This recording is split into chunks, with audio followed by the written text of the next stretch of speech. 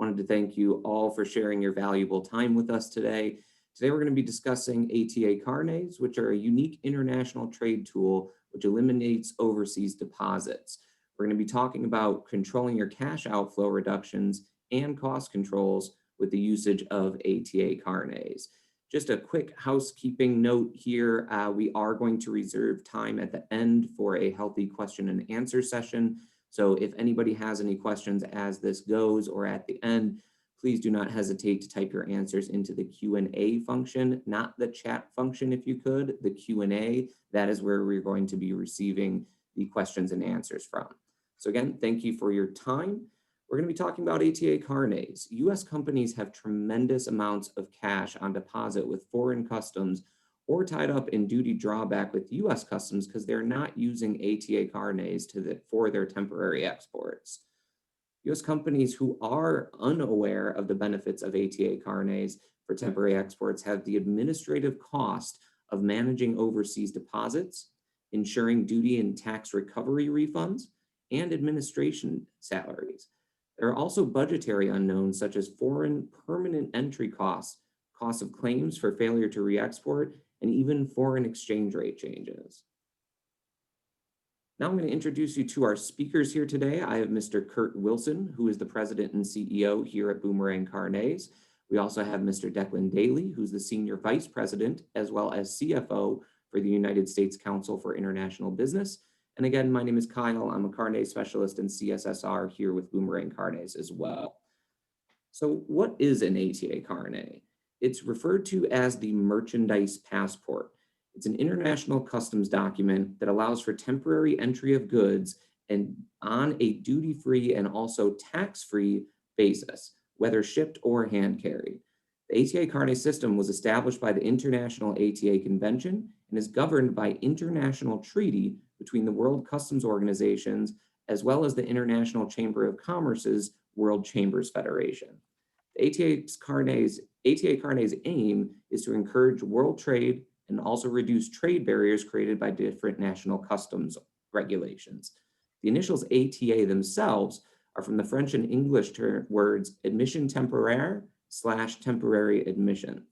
U.S. Customs has appointed the United States Council for International Business as the National Guaranteeing Association, or NGA, for ATA Carnets in the United States. At this point, I'm going to let Mr. Kurt Wilson tell us who Boomerang Carnets is. Thank you, Kyle. Appreciate the time. Thank you, everyone, for joining us. Who is Boomerang Carnets? Well, Boomerang Carnets was started in 1987, and we are specialists in ATA Carnets and the Carnet bonds, or Carnet guarantees, as they're called. We're licensed insurance brokers, and in 2014, we expanded into the UK to provide the similar services that we provide in the US for the past 35 years. Boomerang Carnets, in 2015, founded Kurnow Capital Indemnity Corporation, which was a Hawaii-based captive insurance company, to provide another market for Carnet users who need Carnet bonds.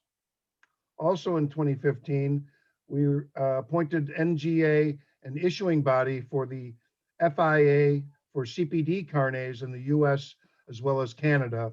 And CPDs, for those who don't know what a CPD Carnet is, they are for privately used vehicles for tourism and probably 150 countries around the world. In 2019, before the pandemic, Boomerang Carnets issued 9,000 plus Carnets in the US. I'd like to introduce now Declan Daly from the United States Council for International Business. Declan, thank you for joining us. Thanks, Kurt, and thanks, Kyle, and hi, everyone. I am very happy and excited to be here this morning to talk about the many benefits of the ATA Carnet. It really is a powerful trade facilitation tool for businesses of all sizes, and you'll find out through this webinar today the many ways it can save you money and preserve cash for your business and expand your sales too globally, which all 3 points are very important, especially with all the challenges we're faced with in today's world. So let me just tell you a little bit about USCIB itself. We were founded in 1945 as an independent organization to promote open world trading system. We actually existed before 1945. We were part of the US Chamber of Commerce. And then when the United Nations was founded in 1945, the members and founders decided, since we were the voice of US multinational companies doing business globally, they wanted to move us to New York City, the business capital of the world. So they took us out of the US Chamber, made us an independent organization, and founded us in 1945. We're a multi-sectoral membership, and we're made up of over 300 multinational companies, law firms, and associations from many different sectors of the economy, from banking, from oil and gas, from food, from entertainment. And that's part of our appeal to and uniqueness as an organization. We are also the sole US affiliate of 3 of the major international business organizations in the world. And again, that's another thing that sets us apart.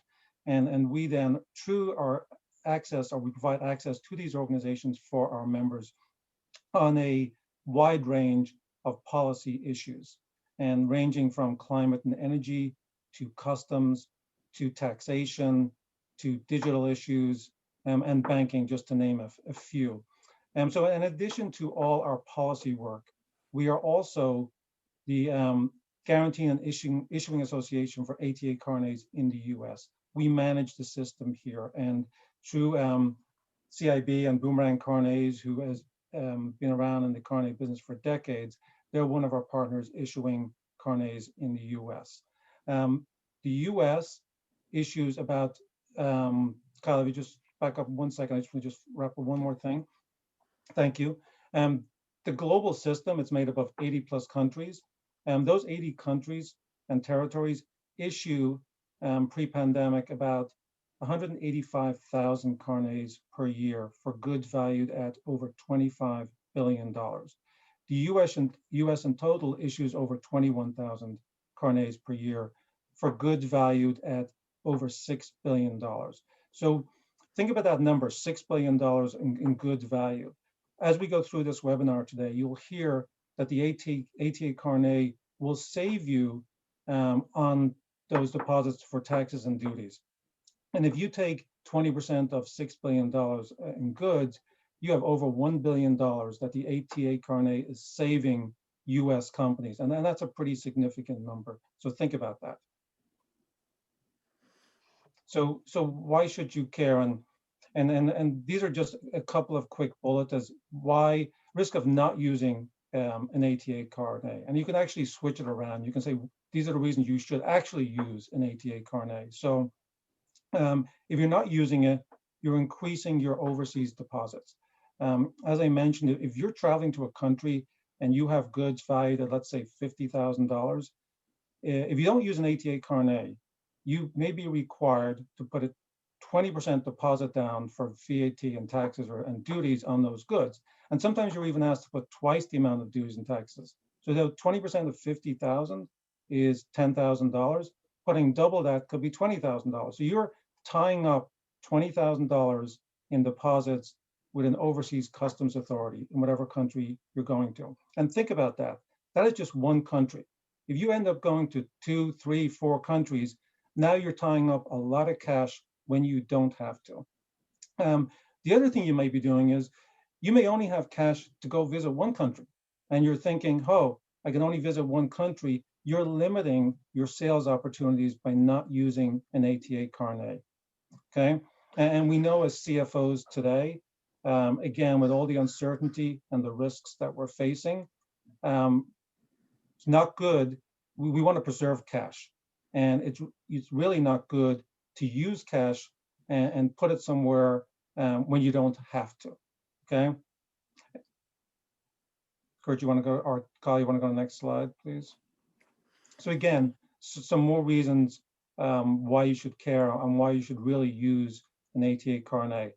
I just mentioned, I think that one example of saving a deposit going to one country, $20,000. If you go into more countries, you're really saving on cash by using an ATA Carnet. You do not have to deal with putting deposits in foreign countries. There's also the administrative cost reduction.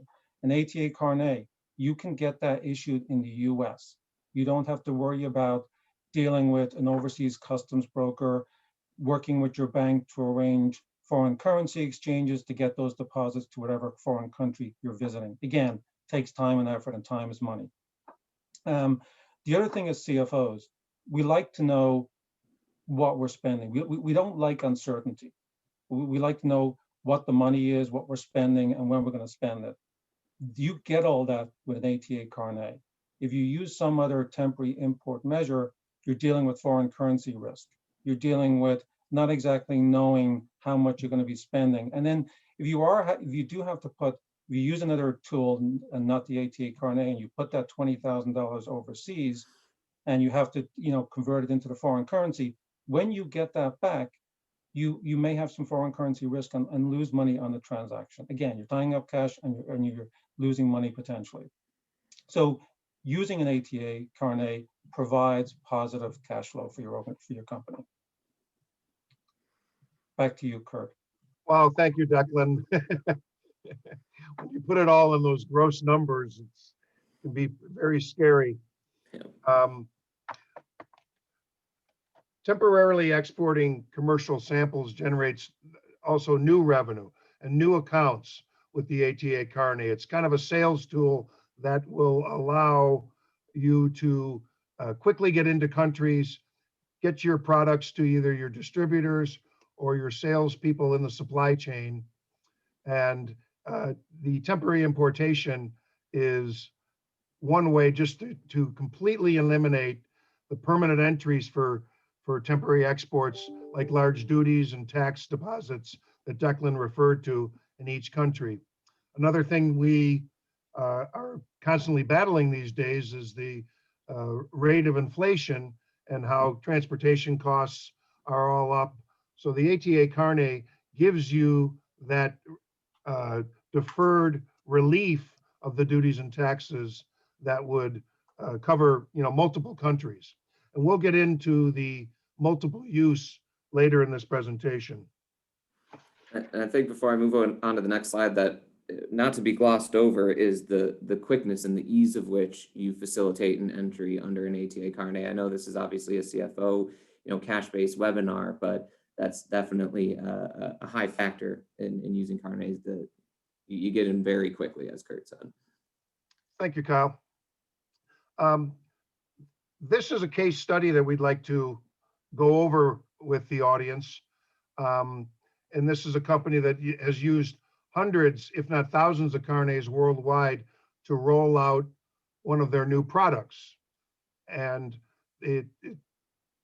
they were doing many, hundreds of Carnets each year to roll out their new product, to get it out to as many countries as they could. In that process, they decided to switch in one country. This case study examines their temporary importation program into the country of Japan, which has a very low consumption tax, which is like a VAT tax. And they decided that the taxes were low enough to not incur the expenses of buying a Carnet. And they, over a 5-year period, accumulated $1.85 million for their temporary imports. And that, you read down these bullet points, you have to maintain deposits annually, and not just one country, like this case study examines, but all the countries that they were distributing their goods in. They lost interest on the money that was being held by foreign government. They lost a loss on return of investments of profits because it was all tied up. And they had to pay additional money for the permanent entries, and filing for those duty and tax recovery refunds is an arduous process to go through. That takes time. That takes a lot of labor. And the foreign exchange rates also offer a risk that is huge with this type of dollar amount we're dealing with. And when money fluctuates as much as it does on the world currency market these days, that money's at risk. And you don't even have to do anything, and you're losing money sometimes because their exchange rate takes that away.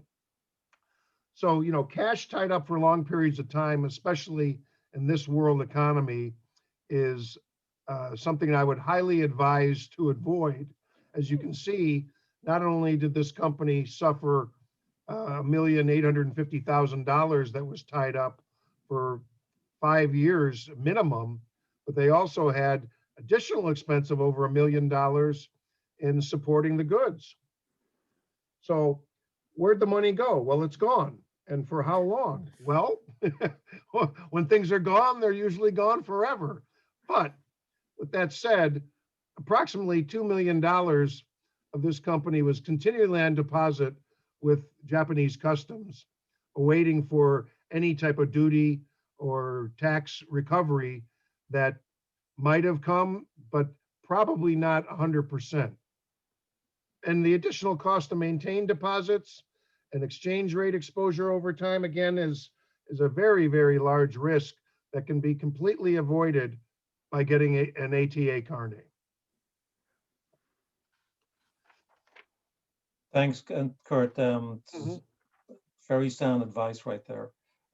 So again, this is just kind of a recap. We've touched, or I've already touched on a lot of these points already about the benefits of an ATA Carnet and what it does for in terms of preserving cash flow and in reducing costs and increasing flexibility in terms of being able to import your goods into many different countries or one country, whatever the case may be. So again, just to kind of recap, it's ATA Carnet will save you expense of duties and tax deposits with foreign customs, which as we talked about is huge. It's a big opportunity to control cash flow. Again, very important today. With ATA Carnets, you avoid duty and tax. Tariffs may not be going up, but taxes certainly are. We all know that. And you save additional costs of permanent entries and filings for duty and tax recovery refunds. Again, we as USCIB, we manage the claim process on the back end. And that's if there's a small percentage of carnets that overstay their 1-year period. And we end up having to work with our counterparts in the many different countries. So they work with their customs organizations. And I've seen that some cases where we've had a claim against a US company and the US company has been able to provide evidence that they did re-export the goods, and we've applied for a refund back from the foreign customs. It can take quite some time to get that refund back. So the same thing would apply with if you don't use an ATA Carnet and you put a deposit for some other import duty or tool, you could end up taking a lot of time to get your money back from the customs authority overseas.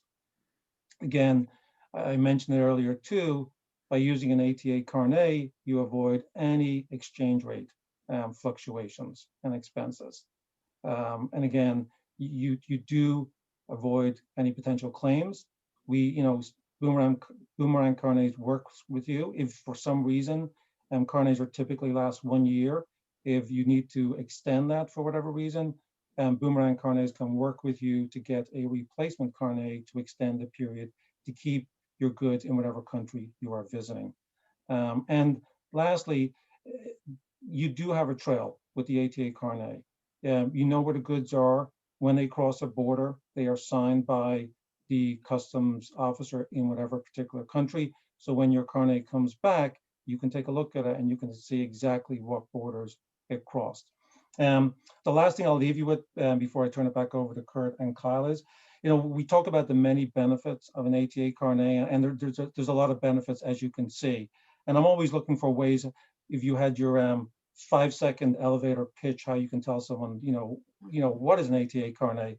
And I saw a good quote yesterday, and I think it was actually from a UK freight forwarder. So Kurt, you'll like this for your UK business.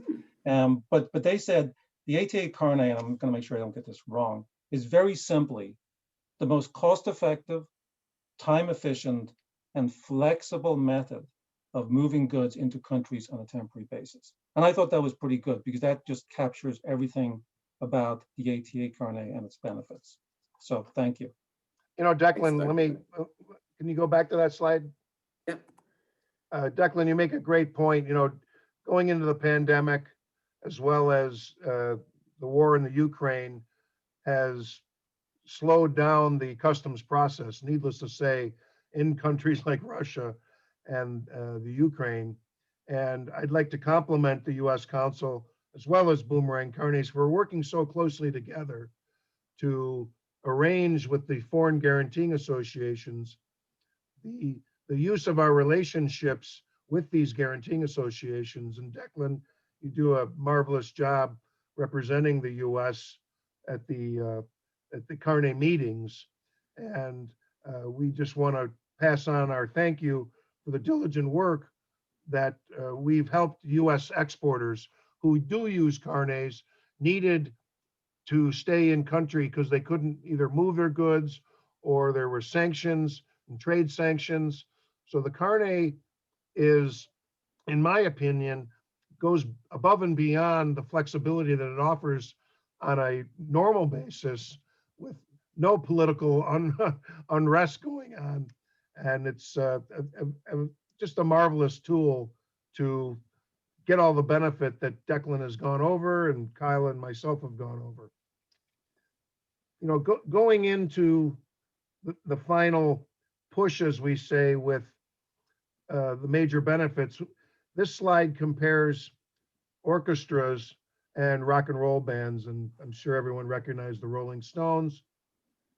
And while it's amazing that they're at the age that they are and they still tour on large world tours, you know, they bring millions and millions of dollars of equipment, infrastructure, sound and power generation, video, all this, the instrumentation that puts on a tour, as well as a symphony. You know, symphonies can be up to $10 to $15 million of goods, not to mention the instruments themselves as professional equipment and the various infrastructure like lighting and sound that is at the venues that they go to.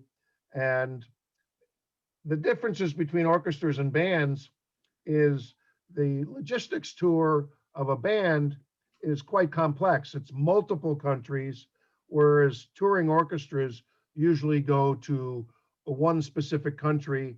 They have a schedule to perform on several different nights, and they're not rushing to go on to the next tour. So the logistics of it is very, very complicated.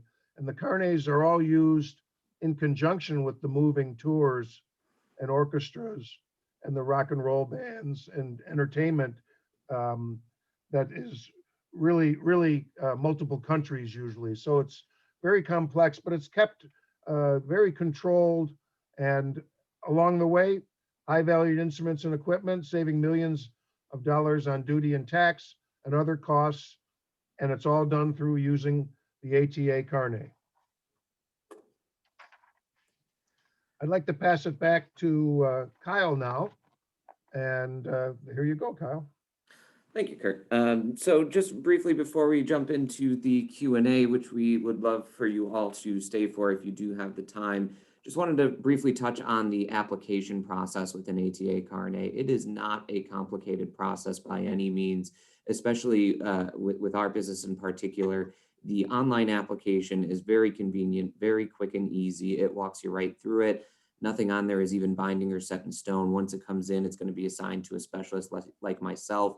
We are going to go through everything with a fine-tooth comb, make sure your list looks good, your itemized list, you've got serial numbers, we'll go through your itinerary. But once you submit that application, it's a very quick turnaround too. Again, it gets you into customs quickly and we can get you the Carnet quickly. Our standard turnaround is 24 to 48 hours. More often than not, you get us a Carnet, an application anytime up until we close.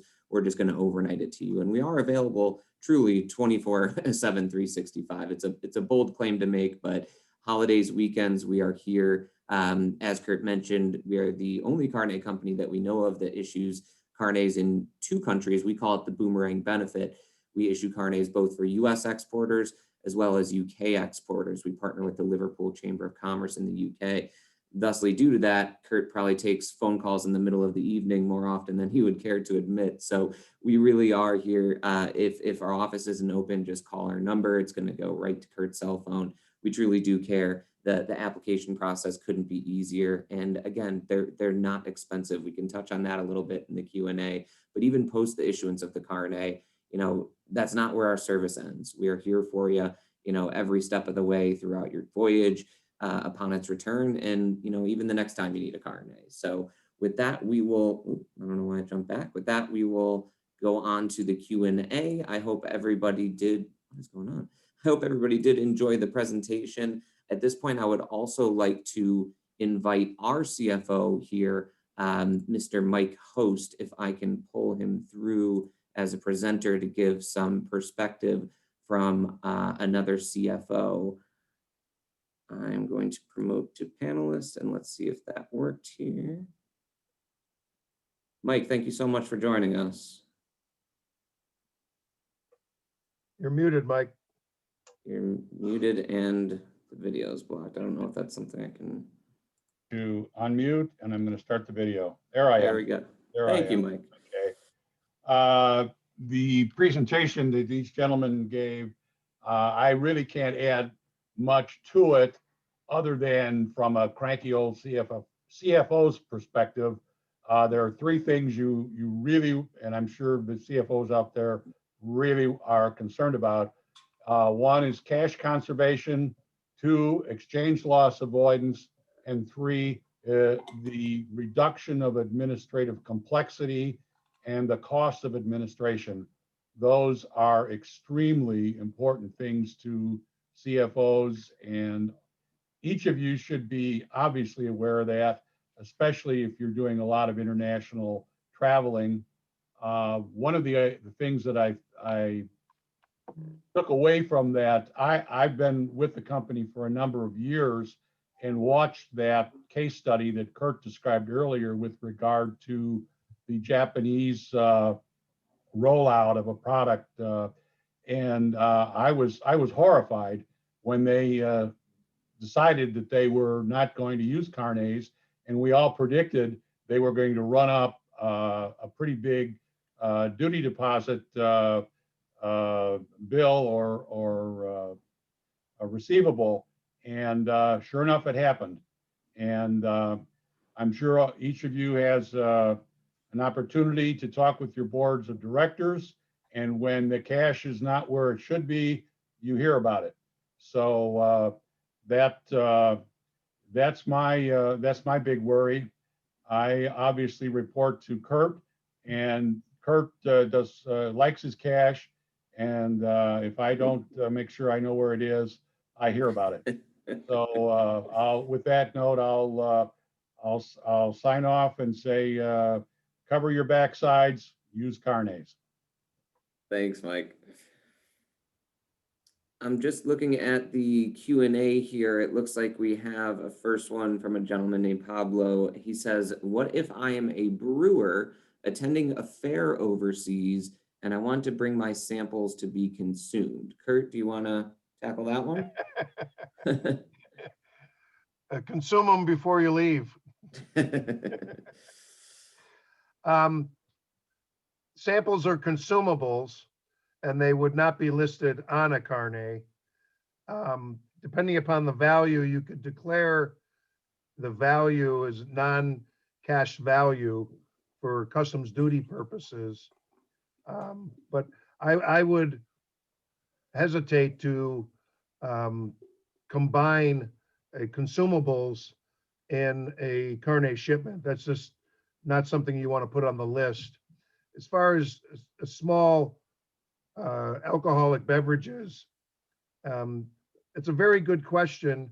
I don't have a specific answer other than you would have to declare these things, and I don't know how they're shipped either.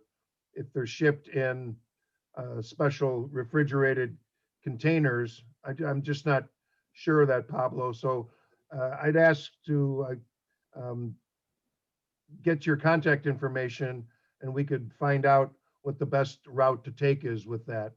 As far as if you have an exhibit booth that you're taking to the fair overseas, that can certainly be put on the carnet, as well as any other structures that go to attending a trade show and any type of audiovisual equipment you might have at your booth. Thanks, Kurt. Next one here is from a gentleman named Eric. He says, what is the cost for the carnet? Is it a percentage of the retail value of the shipment, correct? And what is that percentage? Declan, do you want to? Yeah, thanks, Scott. It's the price is based on the value of the goods on the carnet, and the entry level price is $255, going all the way up to just over $500 for a carnet with goods valued over $1 million. And then you pay for the bond, guaranteed bond on top of that. So which is not a lot of money either. So relatively speaking, carnets are really inexpensive product to use. I'd like to jump in and help Eric with it looks like he has a question about what do you value the items that you put on your list? And the ATA Carnet Convention calls for what they call commercial value. And commercial value has a wide range of valuation associated with. So you as the exporter know your product better than us.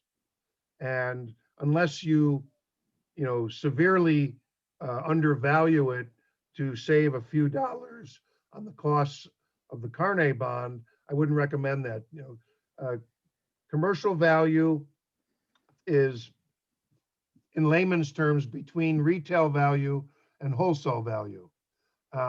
You take into account depreciation of goods, if they're audiovisual equipment, or all goods have depreciation associated with them, and just stick with commercial value, and that will be fine. It's within the guidelines of the Carnet Convention.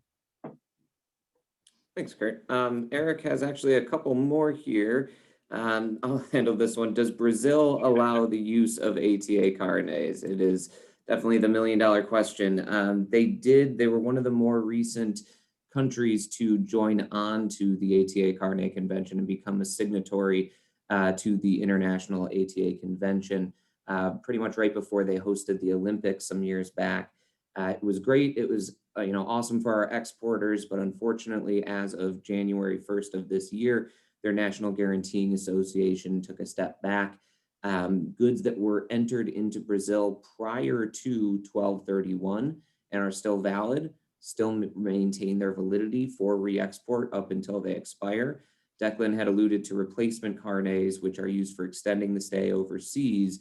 Unfortunately, if that replacement wasn't applied for again prior to the first of the year, it's only going to be valid for that original carnet. So it's still good for the re-export, but as of this moment, they would not accept any newly issued ATA carnets. We are hoping that they enact either the same or a new National Guaranteeing Association so that the carnets can be used. But countries are added all the time. Kazakhstan was a recent one to come on to the convention. And as of May 1st, actually, our newest is Vietnam, which has always been a highly sought after country. So that's a great thing. And more countries are, working to be added all the time. Usually they don't drop off, but we just saw that happen. So, and Eric's next one, items can be sold and removed from a carnet as long as permanent entry is done and appropriate duty, VAT, or other taxes are paid, correct? Kurt, do you want to?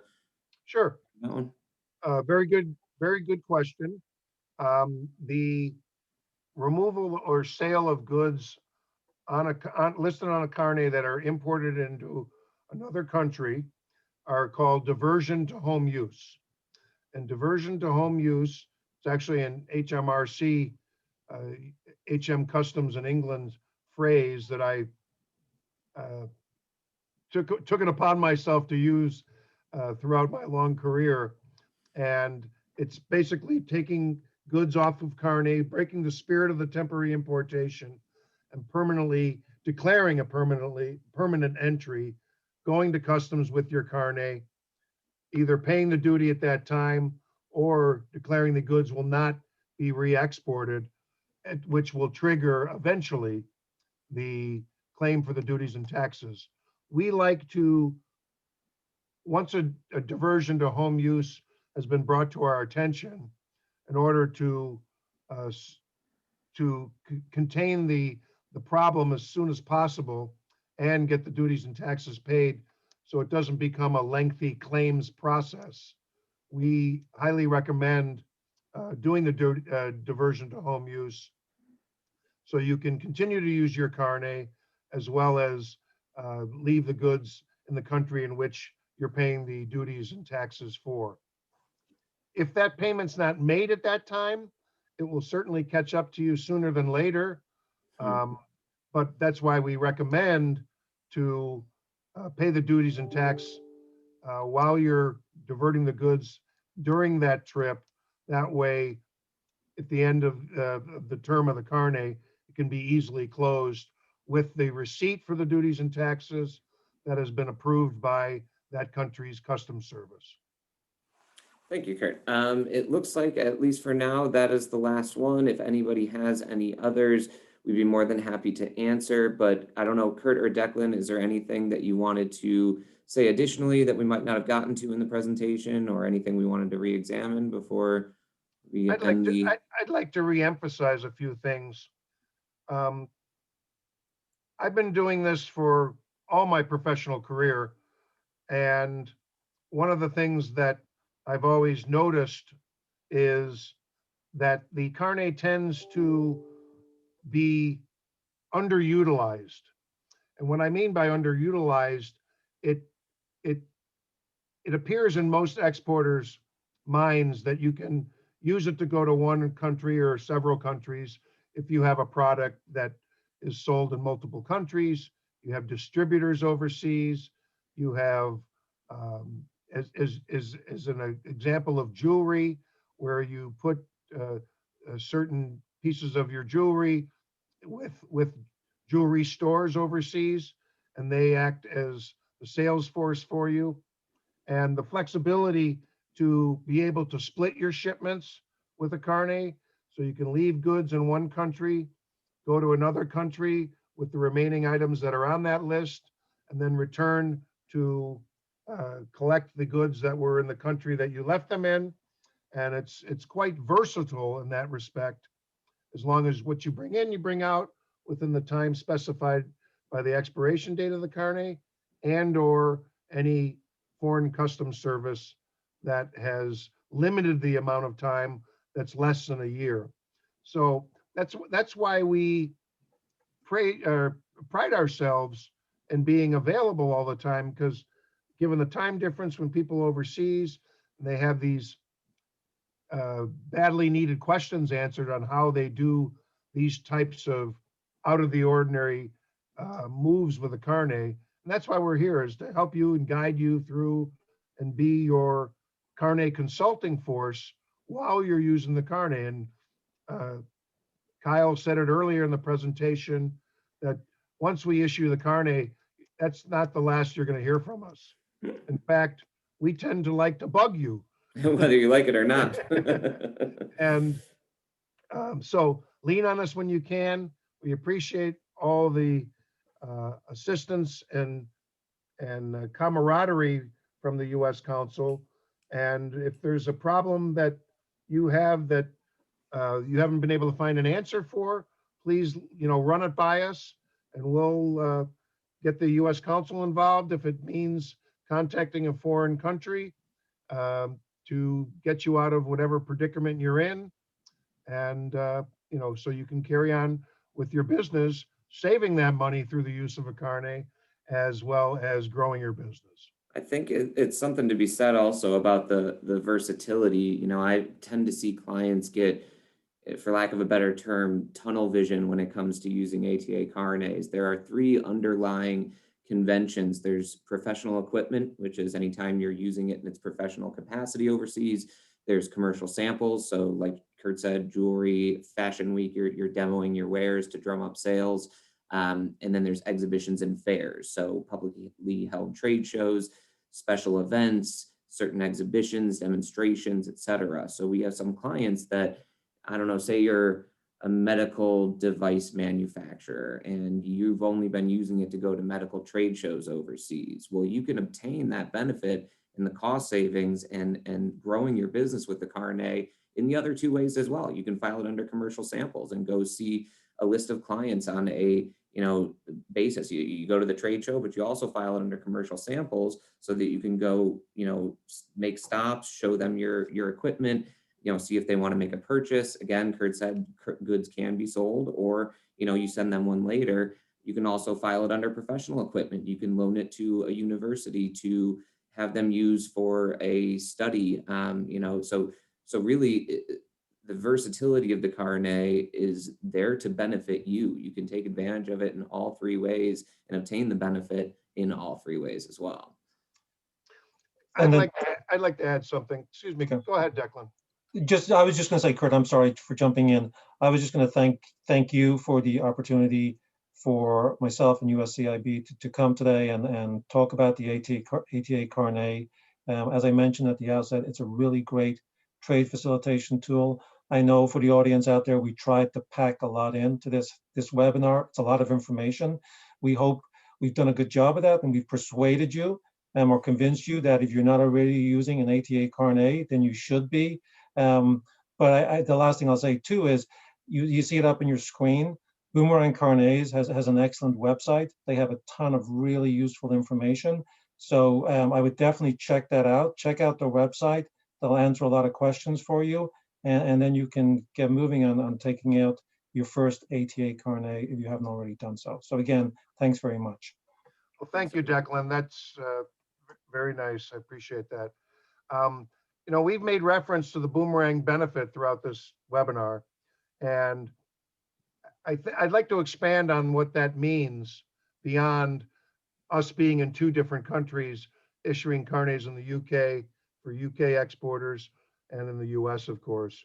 And the benefit goes beyond the benefit of the carnet that it gives you. We want you to be covered on your logistics needs, on your international insurance needs, as well as any duty management that you might need outside of the carnet. Not all companies that use carnets, that's the only trade document or logistics type of documentation they use. Most carnets or most companies, have their logistics services. They have their insurance agents, as well as possibly a customs house broker that does a little bit of duty management. And we're offering that one-stop shop that gives you those access to logistics companies that specialize in carnet moves that I've used as strategic partners for many decades. And we are more than willing and available to answer any questions outside of the carnet that you might have with shipping your goods. So you can call us, and we have we're very willing to come into that conversation with you if you need it. I'd like to thank everyone for joining us today, and I'd like to thank Declan for your participation, as well as Mike Host, and of course Kyle. Thank you very much. And if there's no more questions, I think we can say have a nice day. Thank you all again for your attention. I hope it was beneficial. If you need anything going forward, please don't hesitate to reach out to any of us, any of my team on operations, Declan, Kurt. You'll see our contact info there. Our 800 number is not like any other 800 number. You're not going to be battling through menus. It goes right to my team on operations. But point being, we're here if you need us. Thank you again, everyone. Have a wonderful day and stay well. Thanks, everyone. Bye-bye.